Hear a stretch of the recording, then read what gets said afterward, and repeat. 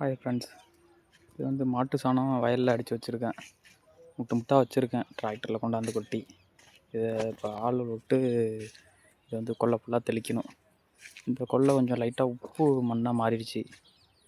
அதனால் மாட்டு சாணம் போட்டால் அது கொஞ்சம் நல்லாயிருக்கும் அப்படின்னு சொன்னாங்க.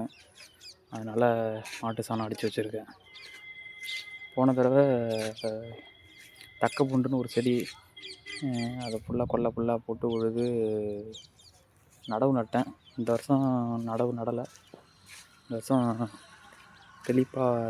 நேரடி நெல் விதைப்பாக போட்டுருவோம் அப்படின்னு சாணம் கொல்லை ஃபுல்லாக அடித்து வச்சுருக்கேன். முட்டை சின்ன சின்ன முட்டை வச்சுருக்கேன்.